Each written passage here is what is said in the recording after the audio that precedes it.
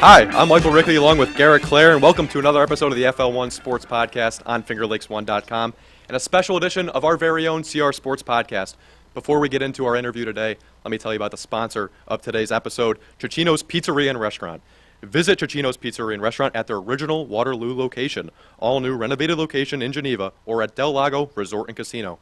Dine in, take out, delivery, catering and banquets. Order online at cecchinos.com. Live, laugh, and eat well. It's the Italian way. Well, we're excited for this interview today, Garrett, and today we're honored to be talking to a young sportscaster. He graduated from the Newhouse School of Communications in 2019 at Syracuse University. He has worked for CBS, NBC, Fox, Sirius XM, the Tennis Channel, NFL Network, and Nickelodeon. He has been a part of many sports broadcasts, including college football and basketball, Major League Baseball, many NBA games on the radio, as he was the voice of the Los Angeles Clippers for 4 years. And he's been a part of Olympic broadcasts in 3v3 basketball, and of course NFL games on Nickelodeon and NFL Network. With all that being said, I am certain this is the longest resume a 25-year-old could have, and this is Noah Eagle. Thanks for joining us today, Noah. Appreciate you guys. I don't know what technology does, but I can see you guys, I can hear you guys loud and clear, so I'm feeling good already. Now I've got a jolt of energy, ready to run through a wall after a wonderful intro. So let's get into it. I'm an open book. Perfect. All right, Noah, very glad to have you on this afternoon. And first question we're just going to start off with, when did you know you wanted to be a sports broadcaster? Get this question a lot, guys, and you know I think I've given the same answer because it's the right and the true answer. When I was a kid, people would ask what I wanted to do, and you know I think most kids it's something like an athlete, and that was something. Yeah, I always wanted to play. I loved playing basketball when I was young, and still do with my friends. I just realized at a certain age that my athletic ability and my height were going to be limitations, and so I shifted over when I was a kid to being a TV dentist, which is not a real thing. And I said it with a lot of fervor and conviction in my voice. I would look people in the eye and say, I want to be a TV dentist. And they say, well, what is that? I go, I don't know. And it's just a thing that I did, you know, it's a TV dentist. But it wasn't. It's not a real thing. So eventually I made the shift when I would say I was about 12 or 13, probably around 7th grade, that I had focused more so on the broadcasting side. I'd seen my dad do it my whole life. I had seen how excited it made him to wake up every morning and go to work. And when you've got a good relationship with a parent, the way that I did with him, it's pretty simple to at least be skewed towards it. So I didn't know exactly what I wanted to do within it. I didn't know if that was calling games, or if that was hosting, or if that was doing sports, or if that was doing something outside of sports. And I really didn't try anything until I got to Syracuse, got to college. And once I did, I just tried to engulf myself in the subject matter and see if I could take it from there. And it's been pretty good so far. So you mentioned your father, and in case people don't know, your dad's Ian Eagle. He's one of the greatest sports broadcasters of all time, I like to say. He's the voice of the Brooklyn Nets, and you can hear him calling games for college basketball on CBS or at NFL all the time. And you know, with this upcoming season, actually, in March, Garrett, you know, we're big college basketball fans. He's taken over for Jim Nance after Nance is done. So he's going to be calling the national championship for March Madness for college basketball and the Final Four. So that's something that you've been surrounded with your whole life, Noah. And I just want to ask, being in those broadcast booths as a kid, how has that impacted you and influenced you to where you are today? Yeah, and certainly excited for the Final Four this year. Well-deserved and a long time coming for them. It's been something that I'm going to be really excited to follow along with. And I know college basketball fans, it's a change for them, something that they haven't had in a long time in that seat. But, yeah, it's a good question. It's something that I've reflected more and more as I've gone through my career and had those experiences for myself. And then I almost remember them going back to when I would go to the games with my dad and feel the energy of not just the broadcast booth, but the press box, going up and trying to introduce yourself to other people maybe in the industry. And that's really what always stuck out to me more than anything else. The performance is one thing, and the performance is constant. If you're going to do this, you need to be able to perform when the red light comes on. That's key. And if you can't do that, then you got to work on it to eventually get to that point. But once you feel like you've gotten to a certain level, and that level never peaks, it's something that you're supposed to continue to take a step further and a step further and improve your craft every single time you put the headset on. However, once you get to that certain level, the separating factor that I always felt with him was how he treated everybody around.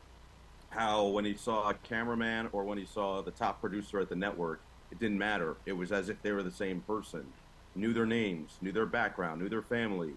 And that's the secret stuff. That's the secret sauce that I felt like I learned more than anything just watching him do it. How he carried himself in those environments was so breathtaking and ease. There was a gracefulness that he did it with, and how he carried himself and how he lit up the room every time he walked in. And so whenever I think back to those moments early in my life, that's what I think back to, and the smiles that he could put on people's faces. And that's really what I'm hoping to do every time I show up to do a game. Yeah, and you've obviously grew up watching him do broadcasts, listening to him. Have you implemented any of his work, or have you maybe stole some of his key phrases, and do you use those today in your broadcasts? I try to stay away as much as I possibly can. Do I want to include a rack attack? Yeah, there you go. Of course. It's a great call. It's an outstanding call. Do I want to include a man's jam or whatever you could think of? There's so many. And that's what's hard about broadcasting, is because at the core, we're all sports fans. That's why we get into this. And so we've watched so many games from so many broadcasters, and we're then fans of broadcasting as well, because that's something that we've elected to go into. And so I'm sure you guys feel the same way. When I call a game, it's so hard, not just for him, but when I'm doing a basketball game, it's hard not to say bang on a big three, because Mike Breen has done it so well for so long, and you want to sound just like him too.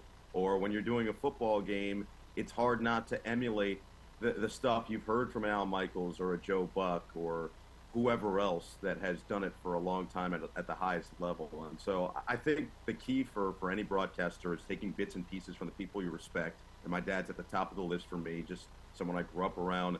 I was a huge Nets fan growing up, so I was watching all his games anyway. And, of course, watching his NFL games, as you mentioned, college basketball.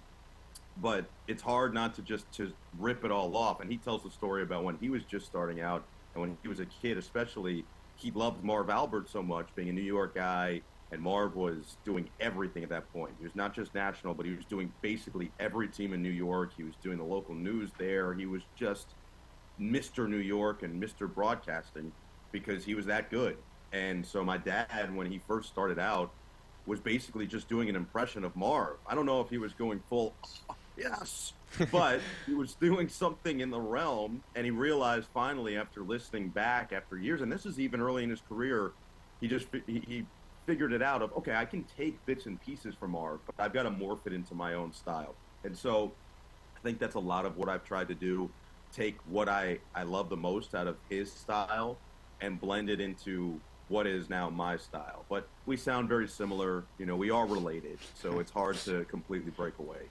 So, Noah, I'd like to get into some of your work. And for anyone who doesn't know, last year in the NFL, the greatest comeback in NFL history occurred last December when the Vikings were down 33-0 to win 39-36, over the Indianapolis Colts. Noah, you had the honor of calling that unbelievable game. Just describe that moment to us. It's surreal. Really is surreal. What's crazy is this past week was the first time I actually rewatched the game in its entirety. You know, sometimes I'll go back and watch bits and pieces. I've watched highlights of that game a lot, but I actually sat down and watched the game from start to finish. And I think, for whatever reason, in the moment, I didn't really think the game was over. I didn't think that there was any reason we should give up on the game. And then when I rewatched it, I'm like, why didn't I give up on this game? It was 33-0. It looked like nothing was going to go right for Minnesota. And they came out of the half. They got the ball first in the third quarter. And they went 3 and out, I'm pretty sure. Maybe they got one first down and punted away. They gave it right back to Indianapolis. So it was crazy in the moment. What I think helped me a ton was doing those Clippers games. As you mentioned, I had worked with them for 4 years, and in those 4 years, they had some of the craziest comebacks in NBA history that I got to be on the call for, and I got to experience firsthand. And to have those experiences in the bank taught me to never give up on a game. And so when we're there in Minneapolis, US Bank Stadium, I think in our heads, myself and Nate Burleson, who I did the game with, in our heads, we thought, okay, at home for Minnesota, that crowd makes a legitimate difference. It was my first time in that stadium, and it is special, truly, truly special. The crowd and the environment, the feel, the energy, it's something that you really just have to experience to understand. So we knew that was going to play a factor. We knew that the previous game that Indianapolis had played, they had been on their bye week the week before, but prior to that, they played in prime time against the Dallas Cowboys, and they gave up 30-something points in the fourth quarter, and we knew that. And it was a close game going into the fourth that they get boat raced. And so we knew that that was in there, and that was very possible. And the third thing we knew was that Minnesota, their offense was one of the best in the NFL last year. Kirk Cousins was having a career year. Dalvin Cook was having another 1,000-yard season. Justin Jefferson was leading the NFL in pretty much every receiving category. So when you've got those weapons on the field, you know that they can put points up in a hurry. So for us, I think at halftime, Nate and I looked at each other. It's 33-0. We said, man, this is insane. I mean, we didn't expect anything like this to happen. The Vikings were supposed to clinch their division that day after failing to do so the week before against the Lions. And the Colts, they were basically out of it. They technically, mathematically weren't completely eliminated, which is what we were talking about. But it was highly, highly unlikely that they were going to be making the playoffs or a playoff push. So it was a shocking result for us. And at halftime, we just said, okay, well, what can we talk about? How can we keep this game interesting for people so that they don't automatically change the channel? And maybe are there any earlier flights for us? What does that look like? And I think once we go through all of those checklist items, we get back and we both agree, okay, let's just see how the first half of this third quarter plays out. If Minnesota gets anything going, a little momentum, let's just make sure we're on top of it. And I think that's what made me most proud for our entire crew, not just me and Nate, but our production side, Chuck McDonald and Rich Dewey in the truck, our two sideline reporters, Tom Pelissero and Lindsey Zarniak. I think we all were kind of under the same call the game as is and see what happens. But my dad afterward called me and he said, look, amazing, that was incredible. I just want you to know, and I hope you understand, you could call NFL games for 40 years, and you will never get another one like it. And so I'm very, very grateful and thankful just that I had the chance to be there and witness it and feel it in person. Yeah, and you mentioned how hard sometimes it is to stay engaged and focused when you have a game like that, when it's 33-0 at the half. And you mentioned the Colts were technically still in it, but their season was pretty much over in most people's eyes, and the Vikings were looking to clinch the division. You know how good the Vikings had been in one-score games the whole year. Pretty much every single one of their wins was by 8 points or less. Was there a certain play or moment in that game where you're like, I think we have a game on our hands here, and you sort of sat up in your seat a little more and sort of dialed into the game? Yeah, so there were a couple that stood out in general. I think the first touchdown they got was C.J. Ham, I want to say, running it in. It was K.J. Osborne, who had a big catch and then a touchdown. That drive, you just said, okay, that's a nice drive. I think the C.J. Ham touchdown on the second scoring drive for them was that first step, but it was the Adam Thielen play that really recognized, because Jefferson then scored to make it a two-score game. But it was Adam Thielen in the end zone to make it a one-score game where I realized, okay, this could happen now. It was the other ones made me say, okay, maybe they're going to make it close, keep things interesting, and at least make it fun for us to call the game. But the Adam Thielen touchdown, because Adam Thielen had been literally he hadn't been targeted the entire game. It's not that he didn't have a catch. He hadn't been targeted the entire game until midway through the fourth quarter. So once he had that first catch, I think that's when I realized, okay, now they've gotten him involved. K.J. Osborne's having a career day. Justin Jefferson's going to do Justin Jefferson. Dalvin Cook's going to do Dalvin Cook. But finally, Adam Thielen is in the mix. You've got Hawkinson in there making a couple catches. Once he had that first catch, I said, okay, this is starting to feel different. And what people forget about that game is that Minnesota had two defensive touchdowns called back. One of them was clearly the correct call, should have been called back. The other one was one of the worst missed fumble calls I've seen in my life. It was a clear fumble. They called it down by contact, which it wasn't even close. And Chandon Sullivan picked it up and brought it all the way back to the end zone. It would have, at the time, tied the game. And the craziest thing about that was, so they thought that scoop and score was going to tie the game for sure, because everybody in the stadium, I think, it was the loudest boo I've ever heard. And as I rewatched the game, what was crazy is I thought, okay, maybe the Dalvin Cook thing was right after that. It wasn't. They get the ball back, and then Kirk Cousins threw an interception on that next play, on that next drive, because Jefferson made a great catch and got just cracked by Stephon Gilmore. And it was a legal. It really looked like it was close to a legal hit. It got flagged, but it was awfully close. He led with the shoulder instead of the helmet. He just got him up high on a defenseless receiver. Jefferson then had to go out of the game because of it, and Jalen Reagor had to come in. And Reagor, for whatever reason, stopped running his route, and Cousins overthrew him. And as a result, I can't remember if it was Rodney Thomas or who it was that picked it off, but they get backed up. Indianapolis, with only a couple minutes remaining, they get backed up deep in their own territory. They go 3 and out. And so now it's better field position, and that's when I think the Dalvin Cook extraordinary screenplay happens. But I think it was that Adam Thielen drive where I thought, oh, no, they're going to win this game. Not they're going to make it interesting. They're going to win this game. Yeah, and I don't know if you've seen the quarterback documentary. I know Kirk Cousins is a big part of that. And if you have, what was it like sort of announcing the game in the moment and then watching the quarterback documentary and sort of seeing it from Kirk Cousins' eyes? And hearing Noah's voice on it as well. Yeah. Yeah. My calls got a little more play in the Falcons-Niners game because it was maybe Marcus Mariota's best game of the season. But I don't know about you guys. I thought quarterback was outstanding. I think Omaha Productions, they do fantastic work. And I loved seeing behind the curtain. I loved seeing how the sausage is made. That type of stuff. I'm about to catch up fully on Drive to Survive. I've enjoyed every second. I watched Break Point. I watched Full Swing. All that stuff. I think as a sports fan, you find fascinating. And so quarterback, top tier, Kirk is – I'm glad people got to see Kirk for who he is, because that's who he is in the meeting too. He's a really just nice guy, thoughtful, but you can tell how hard he works, how much he cares about this, and his craft, and making sure that he's fully prepared for every situation, the brain training stuff. He was telling us all about that. We got to see it in quarterback, the chiropractor coming to his house, doing all those little things, how much time he spends at the facility, and then making sure he has enough time for his family. It was perfect in describing him. But that episode was amazing because it brought back all the memories of doing the game for sure. But seeing both sides, and then the one that stood out, the part that stood out to me and gave me chills as I was watching it was when he brought his son into the locker room. Because for us, doing the broadcasts, we realized right away just how monumental it was. And when we went to I just remember, because when you're doing a game like that, or really when you're doing any game, during the game itself, you can't think about that stuff too much. You just have to focus on calling it. You just have to stay present, stay in the moment, next play, next down, next drive, and go from there. But afterward is when you can really think about what you just did. And it was the first time that we had all been working together because it was a one-off type crew on NFL Network. And so we get thrown together.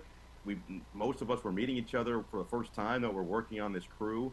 And so to get together after the game and really celebrate what we just did, to see them do the same thing and to see how Kirk took it and say, oh, I saw Adam brought his son. I got to bring my son in here. I don't want him to miss this. I want him to have this experience and this memory forever. That's what it felt like for me.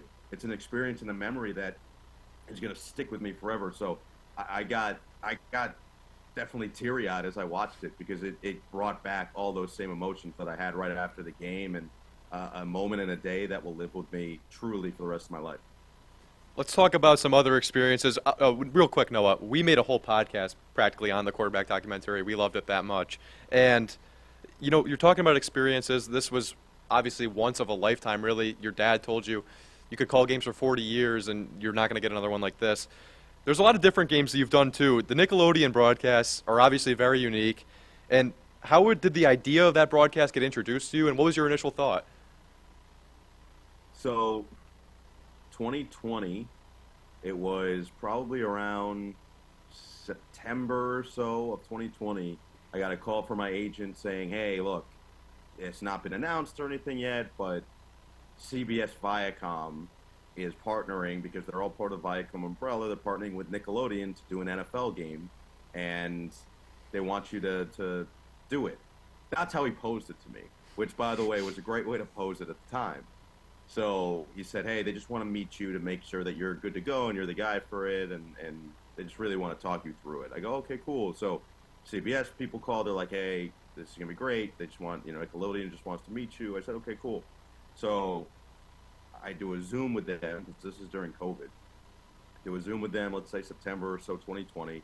And I grew up a huge Nickelodeon guy. Huge. I watched all the shows when I was a kid, spanning anywhere from Rugrats all the way through iCarly, Victorious, basically. That was my era. So anything in between, whether it was all that and The Amanda Show, Drake and Josh, and Zoe 101, and Rocket Power, and I could just go on and on. SpongeBob, of course, but that goes without saying.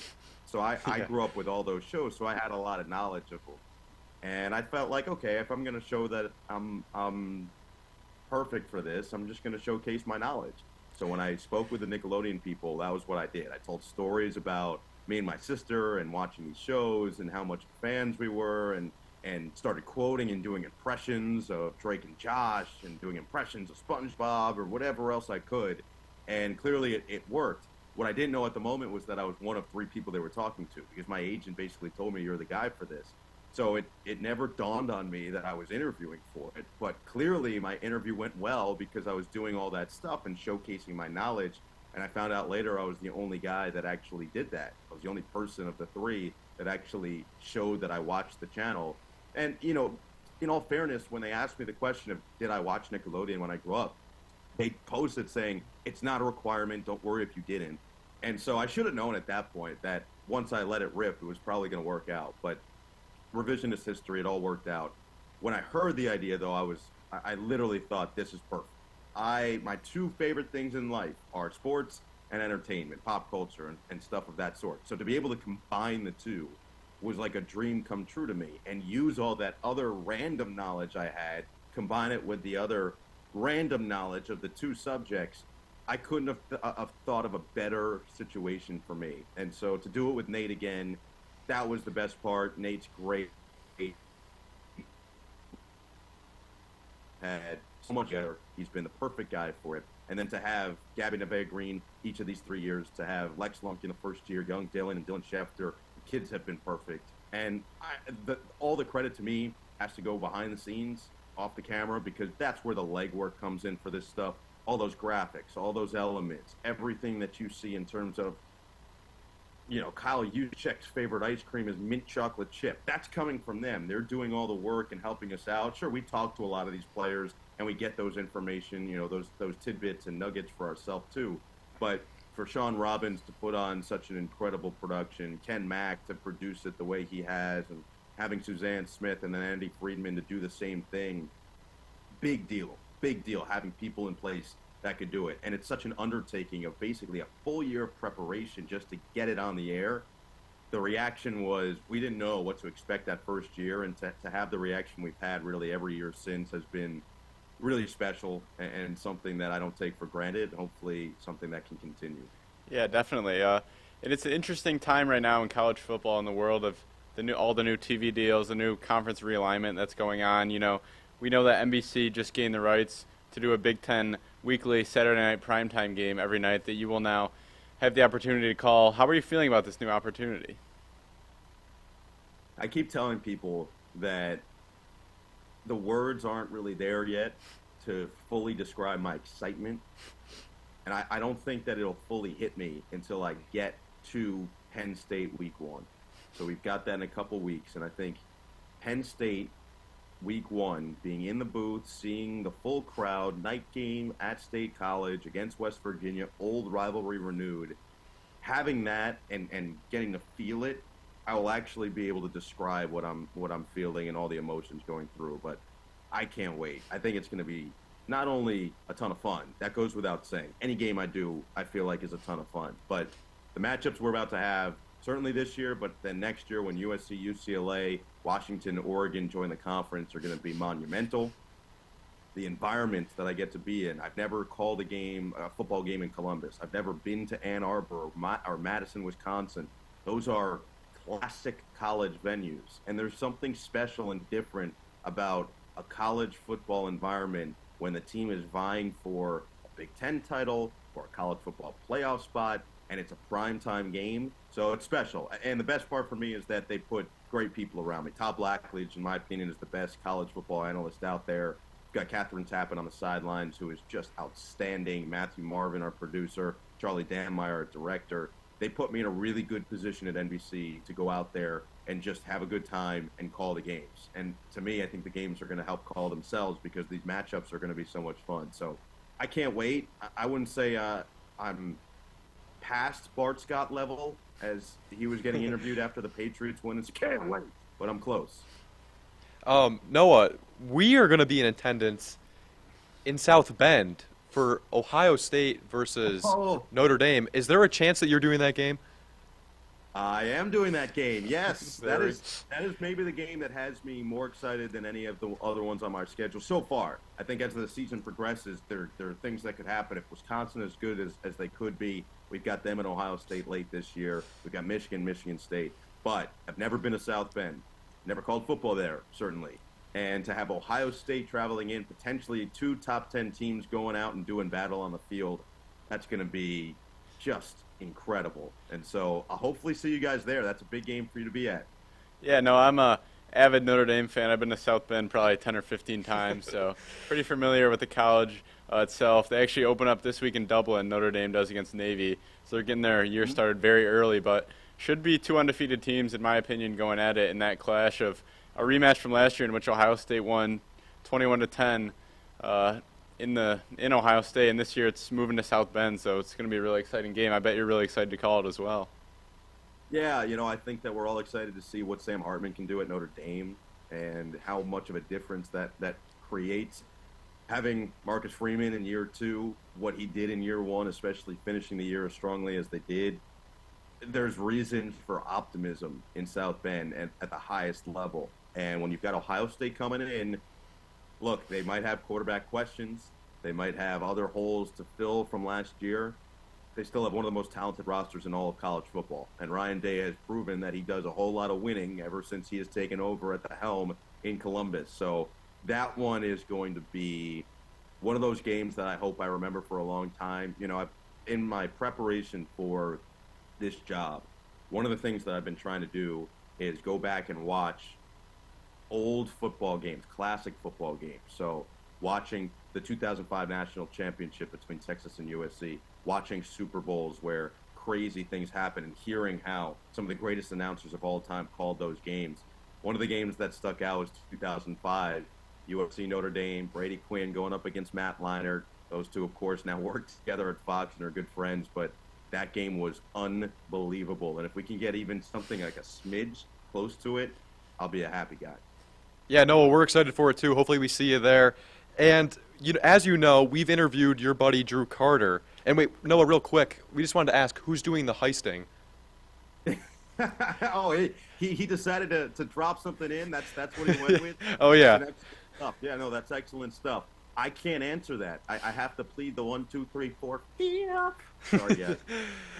So Drew was great. He talked about things that he remembers in the back of his head during a broadcast. And he wants people, kind of like the Jimmy V speech, he wants people to go away without crying, obviously, but laugh, thinking, and learning. If you're laughing, you're thinking, and you're learning throughout a broadcast, I don't blame him. That sounds great. Is there anything that you keep in the back of your mind when you're doing games to just try to make the audience feel?